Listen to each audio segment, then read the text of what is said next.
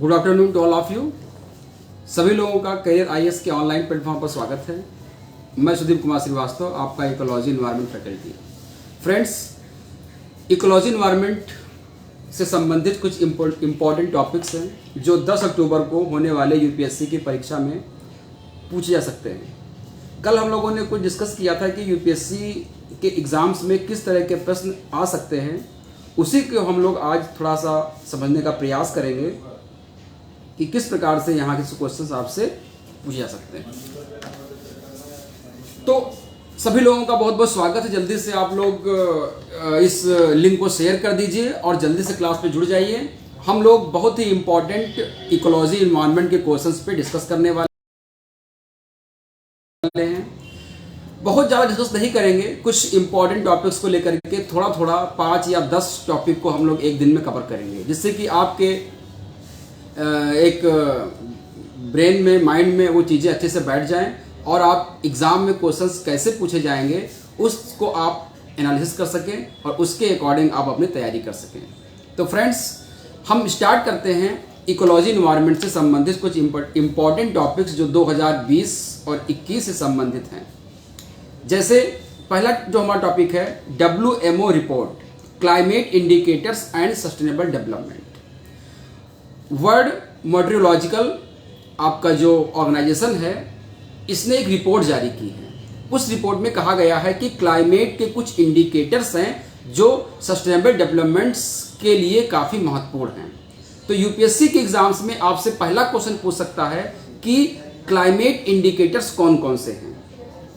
तो climate indicators की अगर हम बात करते हैं तो एक तो कार्बन डाइऑक्साइड का कंसंट्रेशन, ये सबसे बड़ा इंडिकेटर है। दूसरा टेम्परेचर, तीसरा आपका ओशन एसिडिफिकेशन, चौथा आपका ओशन हीट कंटेंट, आइस, सी आइस का जो आपका एक्सटेंट हो रहा है उससे संबंधित, ग्लेशियर मास बैलेंस और सी लेवल राइज।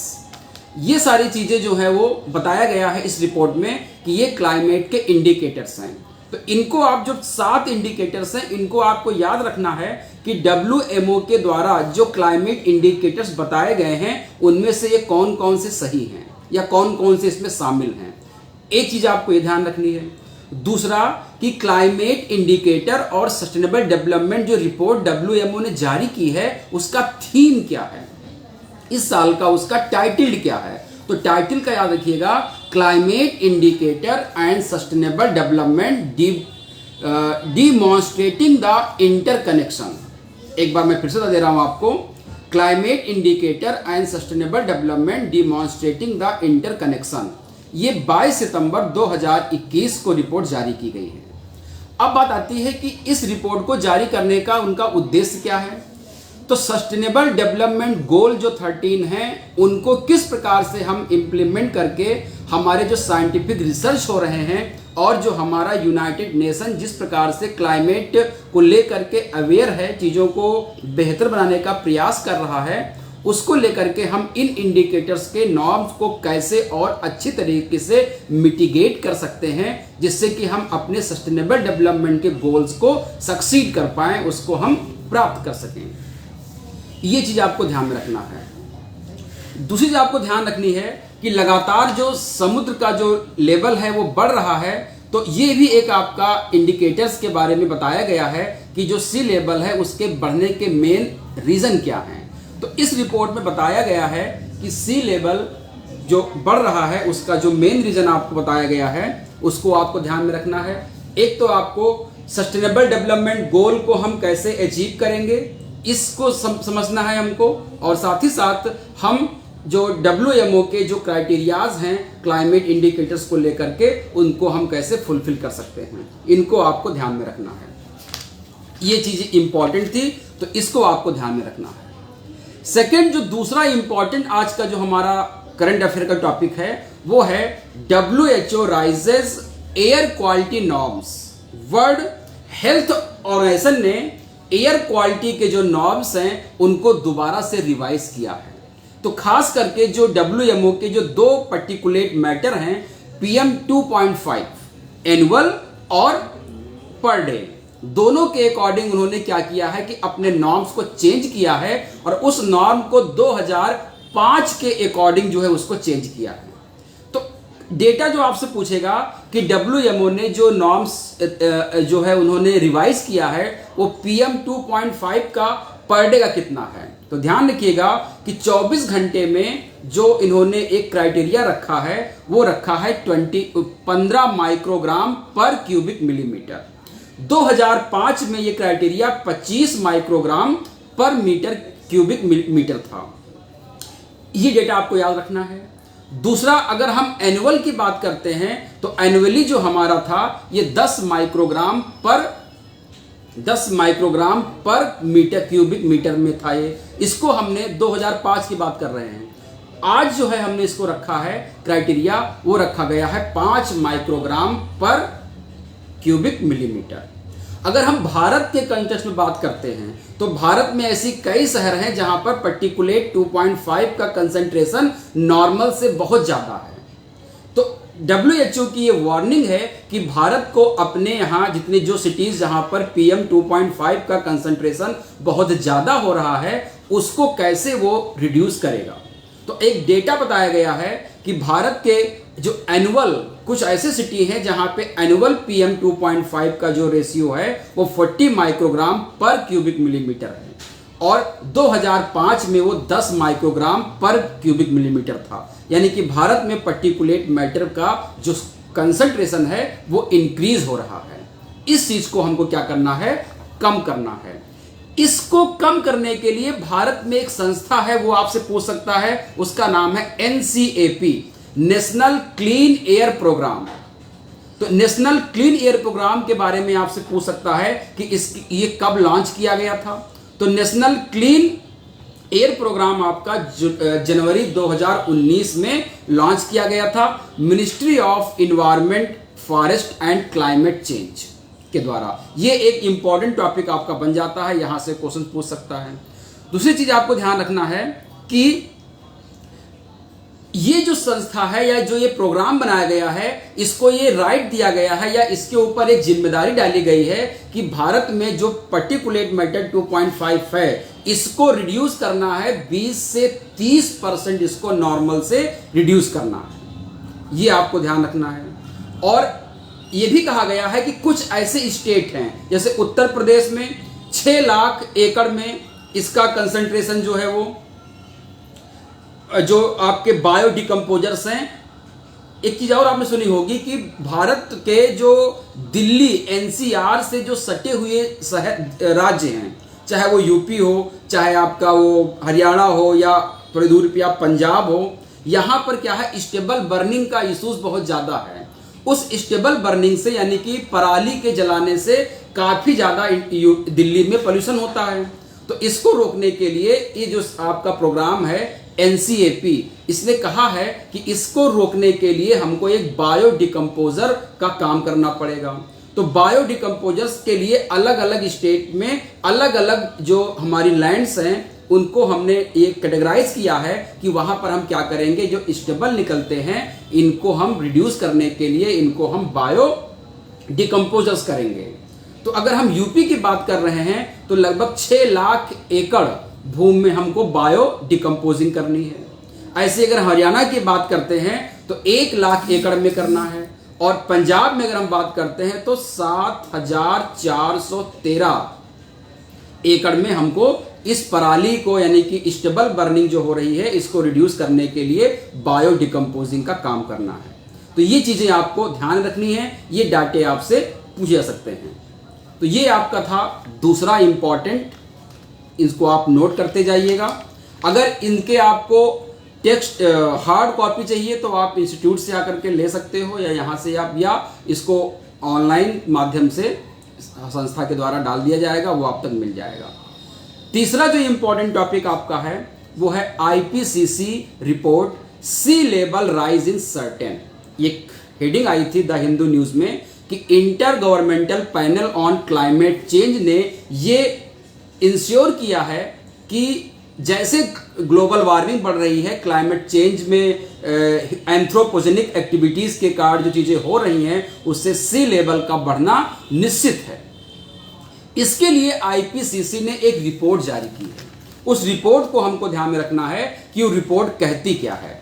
तो ध्यान रखिएगा, उस रिपोर्ट का जो टाइटल रखा गया है क्लाइमेट चेंज 2021। तो आईपीसीसी के द्वारा जो एक रिपोर्ट जारी की गई है उसका टाइटल है climate change 2021 the physical science basis. ये क्वेश्चन बन सकता है कि का जो आईपीसीसी ने जो रिपोर्ट जारी की है उसका बेसिस क्या है। तो climate change 2021 the physical science basis है ये report. The report call for is a clean climate action, ये पूरा नाम है, इसको आपको ध्यान में रखना है, ये आपसे पूछ सकता है। इस रिपोर्ट के जो की पॉइंट्स हैं उनको आपको समझना है। पहला पॉइंट है कि आईपीसीसी का जो रिपोर्ट है ये एक बहुत ही एक्सपेंसिव साइंटिफिक रिव्यूज के बाद जो साइंस और जो उसके इंपैक्ट क्लाइमेट चेंज पर हैं उनके द्वारा बनाया गया है। साथ ही साथ इसमें 5 जो डिफरेंट टाइप के जो सोशियो इकोनॉमिक पाथवे हैं जो भविष्य में क्या करेंगे, ग्रीन हाउस जो गैसेस हैं उसके इमिशन को रिड्यूस करेंगे, उनके बारे में इसमें डिस्कस किया गया है। इसमें बताया गया है कि 3 तरह से जो है वो हम इमिशन कर सकते हैं या कर रहे हैं। एक है very low and low greenhouse gas emission. अगर very low greenhouse gas emission हम लोग करते हैं तो इस सेंचुरी के लास्ट तक हम कार्बन इमिशन में निगेटिव में चले जाएंगे, यानी कि कार्बन इमिशन नहीं होगा। यह पॉइंट आपको ध्यान रखना है। दूसरी चीज आपको ध्यान रखनी है कि intermediate green house gas emission. Intermediate green house gas emission बताया गया है कि अगर हम मध्यम स्तर पर ग्रीन हाउस गैस को इमिट करेंगे तो 2050 तक जो इमिशन है वो वर्तमान से डबल हो जाएगा। और अगर हम हाई और वेरी हाई इमिशन करते हैं ग्रीन हाउस गैस का तो 2050 तक ये क्या हो जाएगा, इंटरमीडिएट में क्या होगा कि 2100 तक ये डबल होगा, यानी कि अभी 2021 चल रहा है, अब 2100 तक जाकर के डबल होगा। लेकिन अगर हम हाई और वेरी हाई रेट पर गैस ग्रीन हाउस गैस का इमिशन करेंगे तो 2050 तक ही जो हो जाएगा ये आज के अपेक्षा ही क्या हो जाएगा, डबल हो जाएगा। तो ये 3 क्राइटेरिया हमको ध्यान में रखनी है। नेक्स्ट चीज आपको ध्यान रखनी है कि अगर हम इंटरमीडिएट लेवल से ही ग्रीन हाउस गैस को इमिशन करते हैं तो ध्यान रखिएगा कि 2 डिग्री के आसपास मिड सेंचुरी तक टेम्परेचर हमारा राइज हो जाएगा। ये सारे डेटा आपको याद रखने हैं। आज जो है हमारा ग्लोबल का जो एवरेज टेम्परेचर है वो 1.09 डिग्री सेल्सियस इंक्रीज हो चुका है। ये कब से हो चुका है, प्री इंडस्ट्रियल लेवल से अगर देखा जाए आज तक जो हमारे ग्लोबल टेम्परेचर है वो 1.09 डिग्री सेल्सियस इंक्रीज हो गया है। जबकि CO2 का जो अगर कंसंट्रेशन देखें, अगर कार्बन का हम एटमॉस्फेयर में कंसंट्रेशन देखते हैं तो हम ये पाते हैं कि 1850 में 1850 में कार्बन का जो कंसंट्रेशन था वो 285 ppm था। आज वही कार्बन का जो कंसंट्रेशन है वो 410 ppm हो गया है। इस चीज को आपको ध्यान में रखना है। अब बात आती है यहां पर कि जो कंसर्न है सी लेवल राइजिंग का वो क्या है। तो आपको पता है कि दुनिया के लगभग 700 मिलियन पीपल या तो कोस्टल एरिया में रहते हैं या उसके आसपास प्लान कर रहे हैं अपने आप को एक्सपेंड करने के लिए। तो अगर सी लेवल राइज होता है तो ऐसे 700 मिलियन पीपल जो है प्रभावित होंगे। ये चीज आपको ध्यान में रखनी है। दूसरी चीज आपको ध्यान रखनी है कि सी लेवल अगर ऐसे ही बढ़ता चला जाएगा और इमिशन जो है वो ऐसा बढ़ता चला जाएगा तो जो ओशन का जो टेम्परेचर है वो क्या होगा, बढ़ता चला जाएगा और उससे जो फ्लोरा और फना है वो भी डिस्टर्ब हो जाएंगे। ग्लोबल मीन सी लेवल जो है GMSL है, ग्लोबल मीन सी लेवल जो है वो भी आपका इंक्रीज कर रहा है 0.2 मीटर। ध्यान रखिएगा 1901 में 1901 से लेकर के 2018 तक जो ग्लोबल सी मीन लेवल है वो बढ़कर के 0.2 मीटर हो गया है। ये बहुत इंपॉर्टेंट पॉइंट है, ये आपसे पूछ सकता है। और जो सी लेवल का जो एवरेज राइज है, सी लेवल जो है एवरेज राइज है वो 1.3 मिलीमीटर पर ईयर हो रहा है। ये रेट कब का है, 1901 से लेकर के 1971 के बीच में। 1901 से 1971 के बीच में जो सी लेवल राइज का रेट था वो 1.3 मिलीमीटर पर ईयर था। लेकिन 2006 से 2018 के बीच में जो रिपोर्ट आई है उसमें पाया गया है कि सी लेवल का राइज बहुत ज़्यादा बढ़ रहा है, 3.7 मिलीमीटर पर ईयर बढ़ रहा है। ये बहुत ही चैलेंजिंग है। और सी लेवल राइज का जो मेन कॉज बताया जा रहा है वो बताया जा रहा है इसमें वार्म ओशन करंट का जो एक्सपेंशन हो रहा है। पहली चीज ध्यान रखिएगा, वार्म ओशन करंट का एक्सपेंशन हो रहा है, आइस शीट की मेल्टिंग हो रही है ग्रीनलैंड में और अंटार्कटिका में, और जो लैंड ग्लेशियर्स हैं वो भी मेल्ट हो रहे हैं। तो तीन चीजें आपको ध्यान रखना है कि वार्म करंट का एक्सपेंशन, जो आपके अंटार्कटिका और ग्रीनलैंड के जो आइसलैंड हैं उनमें मेल्टिंग होना, और लैंड में जो आपके ग्लेशियर्स हैं उनका मेल्टिंग होना, ये कंसर्न है आपका सी लेवल के राइज होने का। तो ये एक इंपॉर्टेंट टॉपिक था जो आपसे क्वेश्चंस पूछा गया है। दूसरा, ग्लोबल कंपनीज जो हैं वो क्या कर रही हैं, ये अगला टॉपिक है। ग्लोबल कंपनीज जो हैं वो रिड्यूस करने के लिए, इमिशन को रिड्यूस करने का प्लान कर रही हैं और ये कह रही हैं कि 2050 तक 2050 तक शिप के द्वारा जो भी आपका कार्बन का इमिशन होता है उसको रिड्यूस करना है। तो अब क्वेश्चन आएगा कि इस पे क्वेश्चन कैसे बनेगा। तो ध्यान रखिएगा कि वर्ल्ड में अबाउट 150 ऐसी लीडिंग कंपनीज हैं, ऑर्गेनाइजेशन हैं, जैसे oil major and port authorities हैं। उन्होंने ये कहा है कि हम 2050 तक शिप के द्वारा जो भी कार्बन इमिशन होता है उसको हम रिड्यूस करेंगे। आपको पता होना चाहिए कि दुनिया का 90%, दुनिया का 90% जो ट्रेड होता है वो सी ट्रांसपोर्ट के द्वारा होता है, और जितना भी दुनिया में कार्बन का इमिशन होता है उसका 3% जो है वो, उसका 3% इसी शिप के द्वारा या सी ट्रांसपोर्ट के द्वारा ही कार्बन इमिशन होता है। ये दो डेटे आपको याद रखने हैं। इसके लिए आईएमओ जो है, इंटरनेशनल मैरीटाइम ऑर्गेनाइजेशन, ये यूएन का एक शिपिंग एजेंसी है आईएमओ, उसने कहा है कि एक एम है उसका कि हमको 2050 तक जो भी शिप के द्वारा जो ग्रीन हाउस गैस यानी कि मोस्टली जो CO2 का इमिशन हो रहा है उसको हमको रिड्यूस करना है। और ये भी कहा है कि उसका लेवल क्या रखा है, उसने किस लेवल तक लेकर के आना है।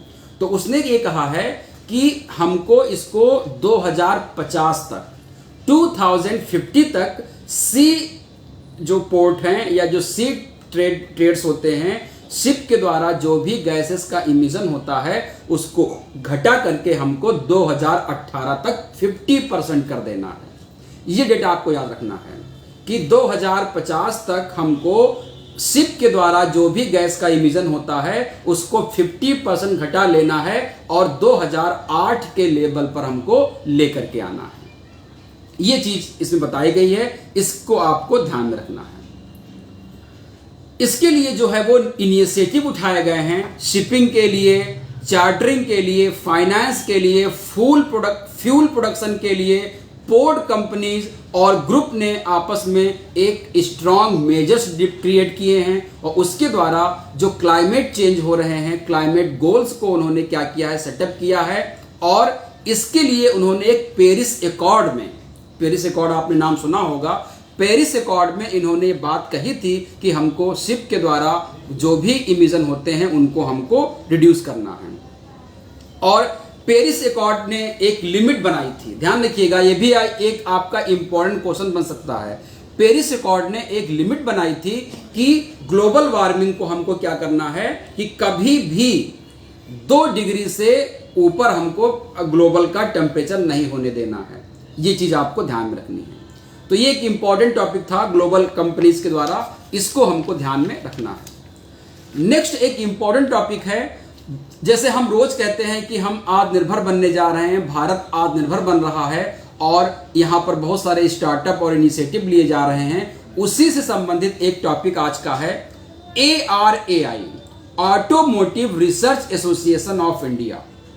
Automotive research association of India ARAI का कहना है, या उसने क्या किया है कि इलेक्ट्रिकल व्हीकल जो इस समय काफ़ी चर्चा में हैं, उसके लिए काफ़ी लोगों को अवेयर किया जा रहा है, उसके चार्जर बनाने का काम इसने किया है। तो अब यहां पे क्वेश्चन पूछ सकता है कि इलेक्ट्रिकल व्हीकल का चार्जर किस संस्था के द्वारा जो है वो डेवलप किया जा रहा है भारत में। तो ध्यान रखिएगा, automotive research association of India के द्वारा किया जा रहा है। एक चीज तो ये हो गई। दूसरी चीज आपको ध्यान रखना है कि ARI के जो डायरेक्टर हैं वो राज मथाई हैं। इन्होंने इलेक्ट्रिकल व्हीकल को प्रमोट करने के लिए और इंफ्रास्ट्रक्चर को और बेहतर बनाने के लिए कहा है कि हमको चार्जिंग को क्या करना है, इंडिया में ही बनाना है। अभी तक हम इलेक्ट्रिकल व्हीकल की चार्जिंग विदेशों से इंपोर्ट करते थे।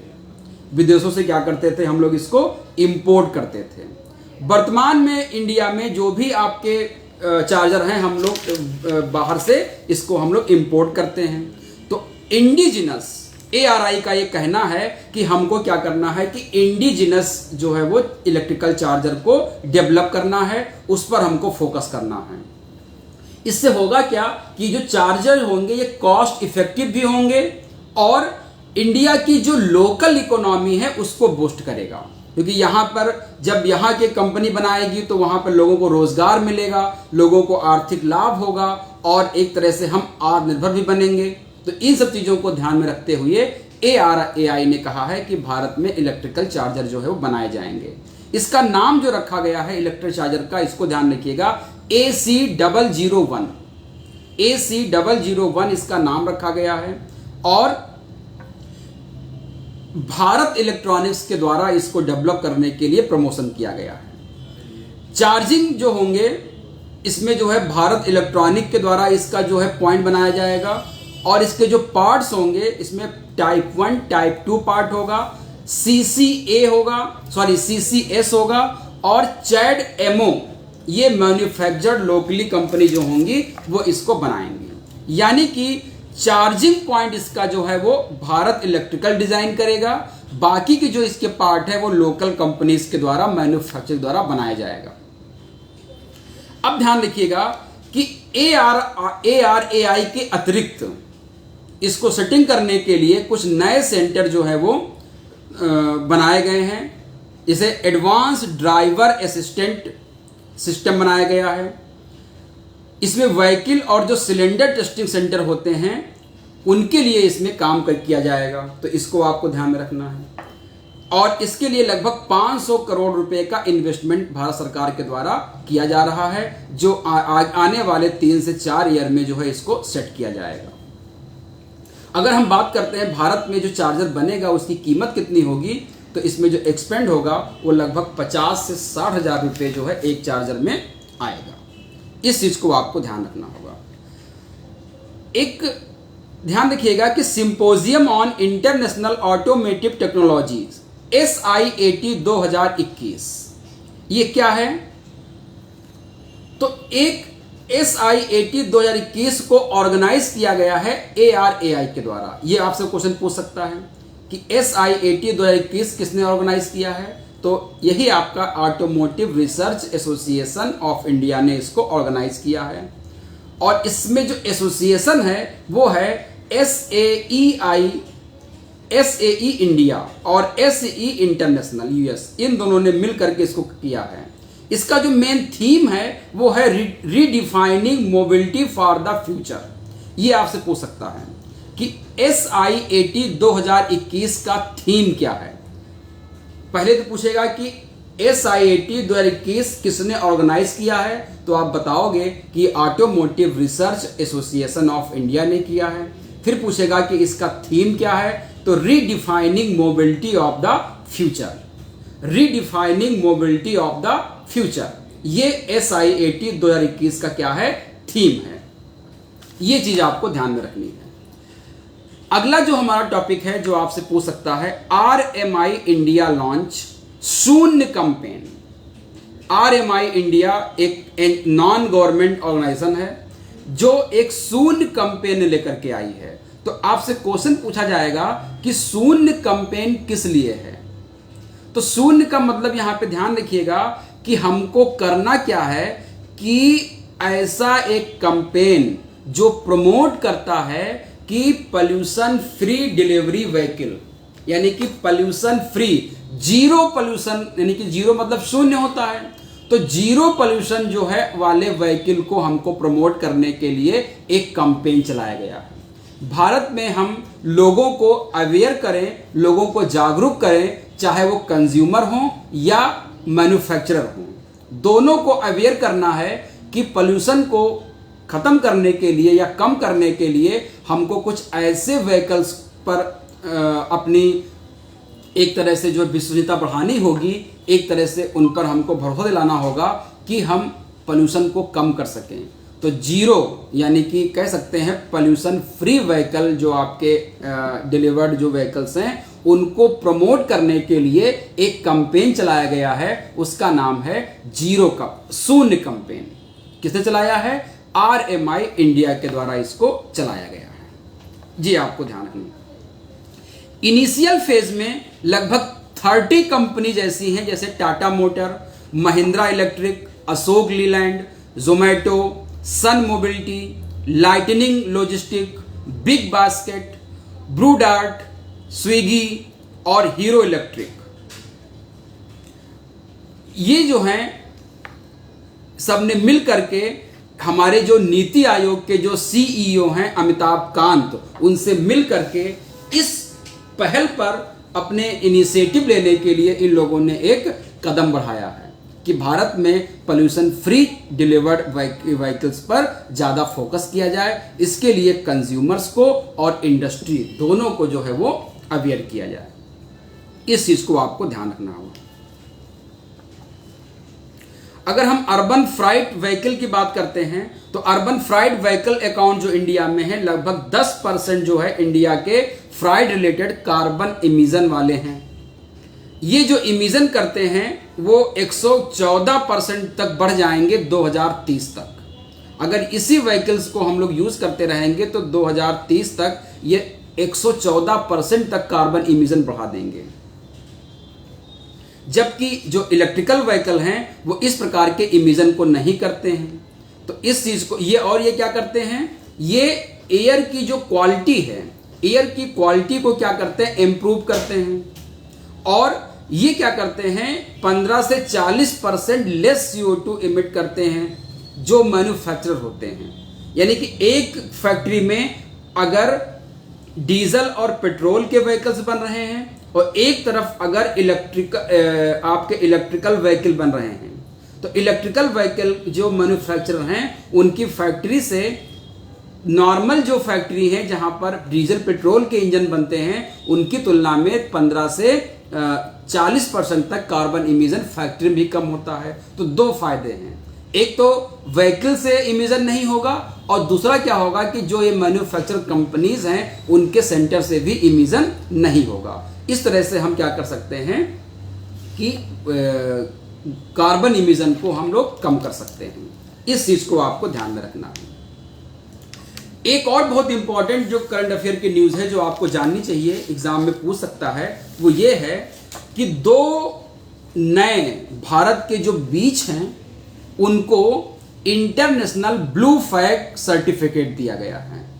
हाल ही में भारत के 2 ऐसे बीच हैं जिनको इंटरनेशनल ब्लू फ्लैग सर्टिफिकेट दिया गया है। तो आपसे पूछ सकता है कि किन 2 बीच को जो है वो ये ब्लू फ्लैग सर्टिफिकेट दिया गया है। तो ध्यान रखिएगा, एक तमिलनाडु का कोवलम उसको दिया गया है और एक आपका पुडुचेरी का है ईडन।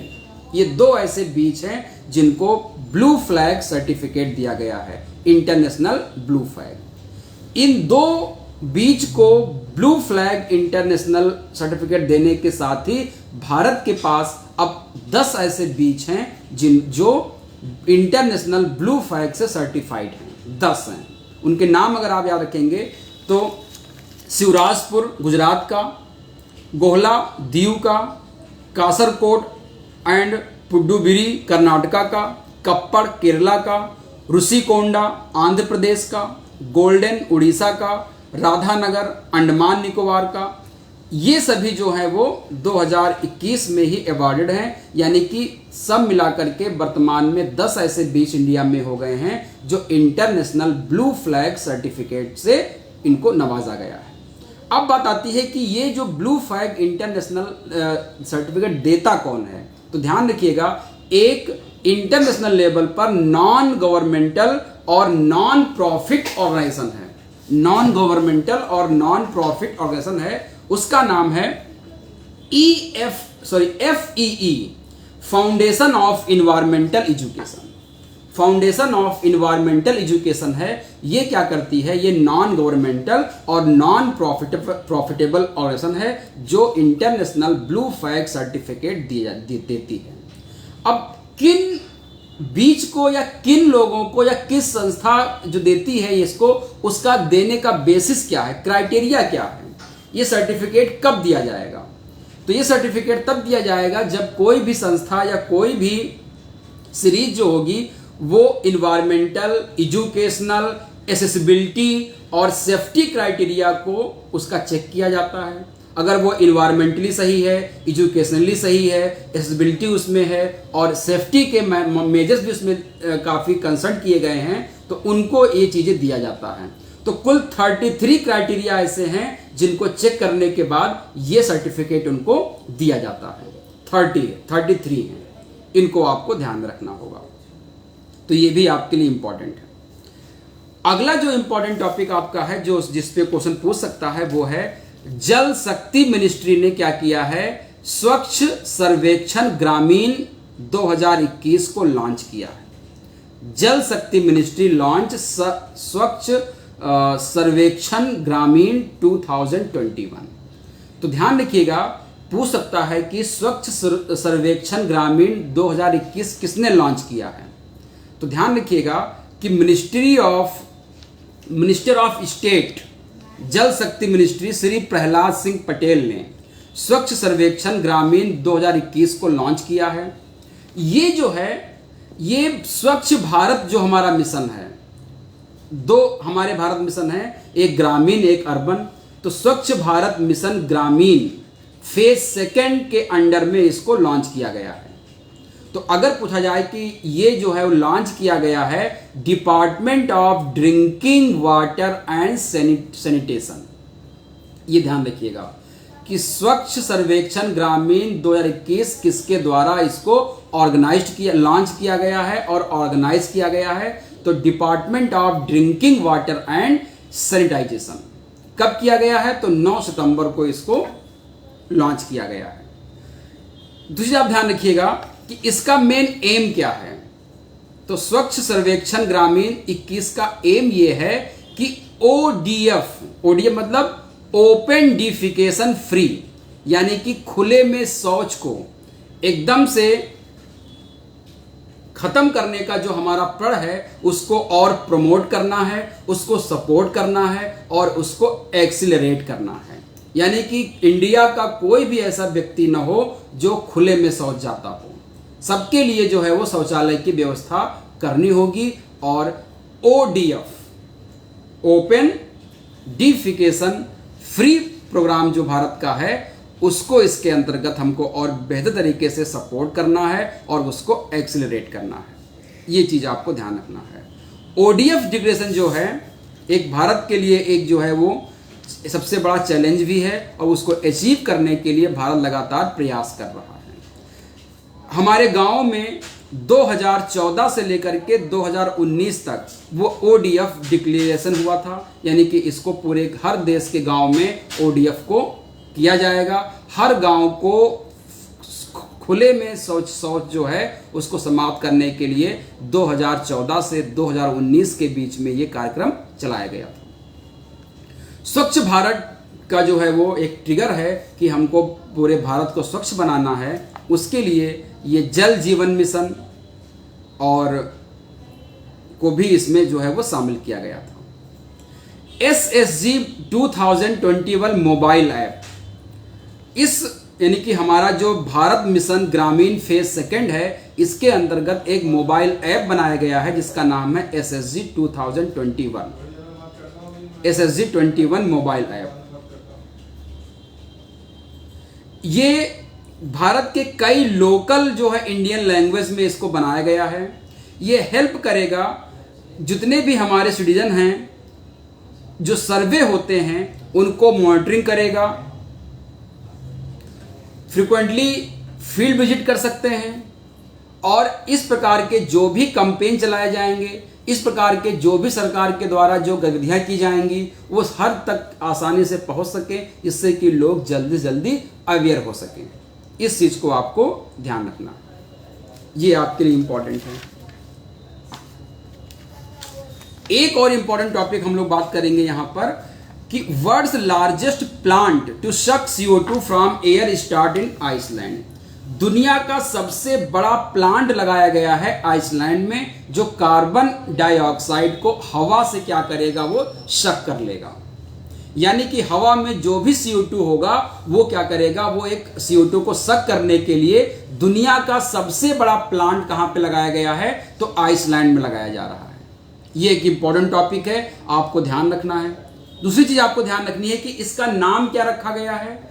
तो ये दुनिया का जो सबसे बड़ा प्लांट लगाया गया है जो CO2 को सक करेगा, उसका नाम रखा गया है ओरका, ORKA, ओरका।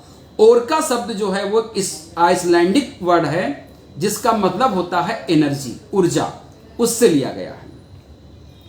अब ध्यान रखिएगा कि ये जो ओरका प्लांट है, ये इसका कंस्ट्रक्शन कौन करने वाला है या कौन कर रहा है, तो स्विट्जरलैंड की एक कंपनी है क्लाइम वर्क, और आइसलैंड की कंपनी है कार्बफिक्स।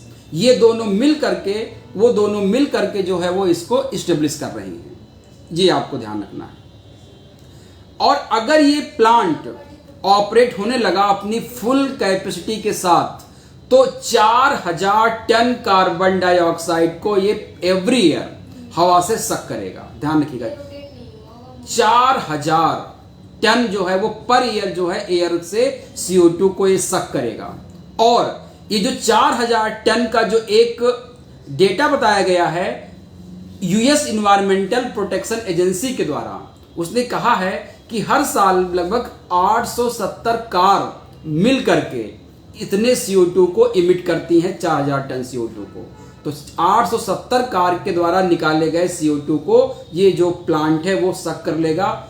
अब बात आती है कि ये जो CO2 को सक करेगा उसकी मेथड क्या है, उसकी क्रियाविधि क्या है। तो जो ओरका प्लांट है इसमें क्या होगा कि एक फैन लगा होगा, वो फैन क्या करेगा, एयर से क्या करेगा, CO2 को ड्रॉ कर लेगा, यानी कि उसको अपने तरफ खींच लेगा। और एक कलेक्टर लगा होगा, वहां पर उसको कंप्रेस कर देगा, वहां पे उसको कंप्राइज कर देगा, और उसमें फिल्टर मटेरियल होंगे। उस फिल्टर मटेरियल क्या करेगा, वहां पर जाकर के सारा CO2 वहां पर भर जाएगा। जब कार्बन डाइऑक्साइड उस फिल्टर मटेरियल में भर जाएगा, फिर उसको जो कलेक्ट हुआ है उसको बंद कर दिया जाएगा, कलेक्टर को बंद कर दिया जाएगा। कलेक्टर को बंद करने के बाद क्या किया जाएगा कि टेम्परेचर राइज किया जाएगा। तो उससे क्या हो जाएगा कि जो कार्बन डाइऑक्साइड है मटेरियल में, वो क्या होगा, और गर्म होगा। इसके बाद क्या करेंगे कि जो आपका CO2 है वो ज्यादा कंसंट्रेट हो जाएगा, हाईली कंसंट्रेट हो जाएगा। तो जब कार्बन डाइऑक्साइड उस कंपार्टमेंट में हाईली कंसंट्रेट हो जाएगा, फिर उसको क्या करेंगे, पानी में मिक्स कर देंगे और उसको जो है क्या करेंगे, ले जाकर के बहुत गहराई में लगभग 1000 मीटर के नीचे ले जाकर के जो बेसाल्टिक रॉक होगी वहां पर ले जाकर के उसको क्या कर देंगे, डंप कर देंगे। जिससे क्या होगा कि एयर की जो CO2 है वो सब बेसाल्टिक रॉक में जाकर के वहां पर एक सिंक की तरह काम करेगी। ये काम जो है वो किया जा रहा है, इसको आपको ध्यान में रखना है। तो ये टॉपिक थे, आज हम लोगों ने इसको किया है। नेक्स्ट कुछ टॉपिक हम लोग ऐसे ही आपको बताते रहेंगे जो आपके एग्जाम्स के लिए बहुत इंपॉर्टेंट हैं। जो मैंने आज बताया है इसको आप अच्छे से नोट करते रह जाइएगा, पॉइंट वाइज बनाते जाइएगा, और डेफिनेटली यहाँ से क्वेश्चंस आपको एग्जाम्स में मिलेंगे। आज के लिए इतना ही, धन्यवाद।